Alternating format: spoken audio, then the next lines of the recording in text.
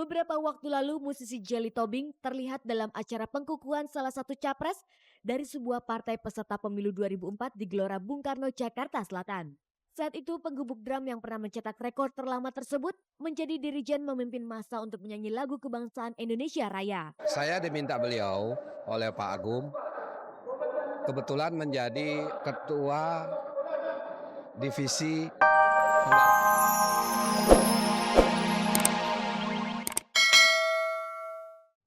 Selamat sore pemirsa, kembali saya Ade Herlina menjumpai Anda dalam tayangan paling bergengsi, Cek dari Cek. Inilah tayangan infotainment yang mengupas sisi menarik kehidupan selebriti di tanah air. Seperti biasa, selama 30 menit ke depan, saya akan menemani Anda menyimak berbagai informasi aktual dan menarik tentang tokoh-tokoh termasyhur yang telah diliput oleh tim Cek dari Cek. Sekarang langsung saja kita saksikan kilasan tayangannya. Perjalanan panjang kisah cinta artis Paramitha Rusady yang penuh liku akhirnya berlabuh di hati Nenad Bago, cinta pertamanya. Beberapa artis yang terlibat sebagai tim sukses Capres dan Cawapres dalam pemilihan Presiden 2004 sangat bersemangat menjalankan perannya. Penyanyi asal Filipina Maribeth mendatangi kantor imigrasi untuk mendapatkan klarifikasi tentang kesulitannya mengurus kewarganegaraan di Indonesia. Kecintaannya pada dunia sepak bola mendorong artis Dik Doang untuk membuat lapangan sepak bola di halaman rumahnya. Secara mengejutkan, artis Diki Wahyudi mengakui hubungan di luar nikahnya dengan Dia Indreswari alias Indri. Artis Paramitha Rusady Kamis pagi telah melangsungkan pernikahannya dengan Nenad Bago, pria asal Kroasia. Malam ini, pasangan pengantin yang berbahagia itu melangsungkan resepsi di sebuah hotel di Jakarta. Nenad Bago ternyata adalah pria tempat berlabuhnya cinta pertama Paramitha hampir seperempat abad yang lalu. Nah pemirsa, kita simak kisahnya dalam ulasan berikut.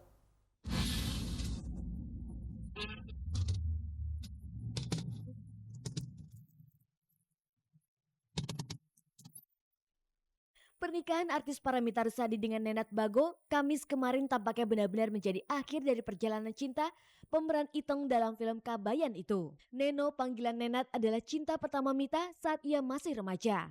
Pertemuan mereka terjadi 24 tahun silam. Saat itu Mita masih berusia 14 tahun, aktif sebagai instruktur gitar di sekolah musik Vini Vidivisi milik Uli Sigar Rusady, sedangkan Neno yang siswa sekolah anak-anak warga asing sering mengantarkan temannya belajar musik di sana. Di tempat itulah secara kebetulan keduanya bertemu. Mita mengaku telah jatuh cinta pada pandangan pertama. Walau masih masuk kategori cinta monyet, namun hubungan cinta mereka sangat intens. Namun sayang, Neno kemudian harus kembali ke negara asalnya yang merupakan pecahan dari negara Yugoslavia. Cinta mereka pun terhalang jarak yang sangat jauh. Meski begitu, Dewi Amor tetap berpihak kepada mereka. Setelah 24 tahun terpisah, secara kebetulan Mita bertemu lagi dengan Neno di sebuah acara di Jakarta. Kenangan masa lalu seperti menyatukan mereka kembali. Selanjutnya, sudah bisa ditebak, kisah kasih sejoli ini kembali terjalin. Apalagi Neno memutuskan untuk memeluk agama Islam. Tak heran jika di hari pernikahannya, Mita tak kuasa membendung luapan kegembiraannya. Kesedihan, kebahagiaan, dan haru orang-orang yang datang, keluarga ya, sepuh yang datang semuanya. Dan karena saya sensitif, saya bisa menangkap dan saya nggak bisa tahan, saya nangis. Gitu. Kebahagiaan itu tidak begitu saja diperoleh Mita. Jalan panjang dan berliku telah dilaluinya dengan tegar. Di akhir tahun 80-an hingga awal 90-an, Dara Sumedang kelahiran Ujung Pandang 11 Agustus 1966 itu sempat menjalin hubungan dengan aktor ganteng Ongky Alexander. Saat itu Mita dan Ongky termasuk pasangan ideal yang banyak dikagumi penggemarnya. Namun waktu kemudian membuktikan bahwa mereka tidak berjodoh. Secara mengejutkan, Ongky memilih menikah dengan wanita yang berjarak 10 tahun lebih tua dari usianya, Paula Ayustina Saruingsong. Lucunya, entah karena disengaja atau tidak, selang beberapa tahun kemudian Mita dekat dengan Gunawan, pemain sinetron yang lebih muda 7 tahun dari usianya. Meski semula banyak yang meragukan kelanggengan hubungan mereka, namun keduanya sempat membuktikan cinta mereka.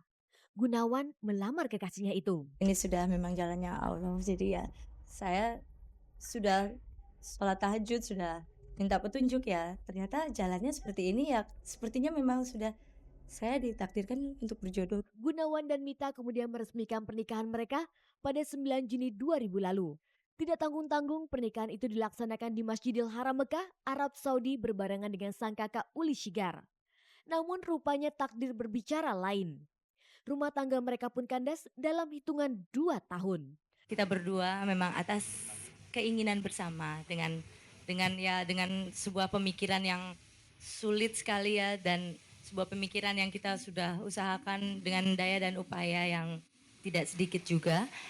Dan kami sudah berupaya juga untuk menyelamatkan ini, tapi ternyata ini jalan keluarnya yang terbaik. Sebagai seorang wanita, sebenarnya Mita termasuk orang yang tidak mudah jatuh cinta.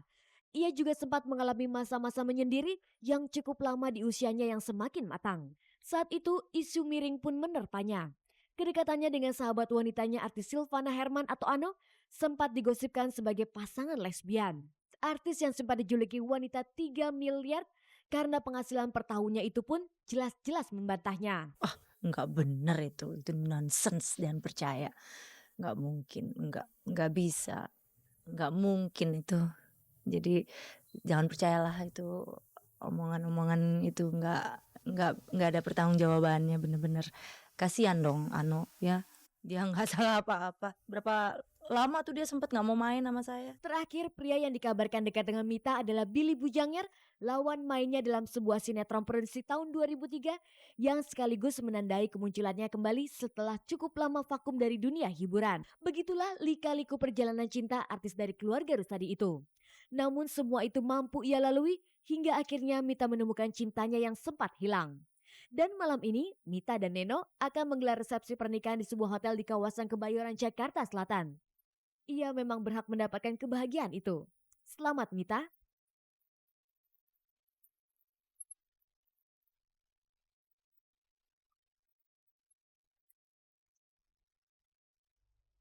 Pemirsa, jangan lupa untuk terus mengikuti kuis SMS Cek dari Cek. Caranya mudah, ketik CR spasi star, kirim ke 6288 untuk semua operator GSM. Siapa tahu Anda termasuk pemirsa yang beruntung yang mengumpulkan poin tertinggi tiap minggunya dan mendapatkan hadiah uang sebesar 1 juta rupiah. Nah pemirsa, saksikan pengumuman pemenang minggu ini pada tayangan Cek dari Cek edisi Selasa minggu depan. Jangan kemana-mana dulu karena tayangan paling bergengsi ini akan kembali setelah mencek yang satu ini. Ada fenomena menarik dalam keterlibatan kalangan selebriti pada pemilu 2004. Tidak seperti pada beberapa pemilu sebelumnya, mereka umumnya tampil hanya sebagai penghibur. Kini peran mereka bisa diandalkan untuk duduk sebagai anggota legislatif. Bahkan beberapa artis dipercaya sebagai tim sukses capres dan cawapres.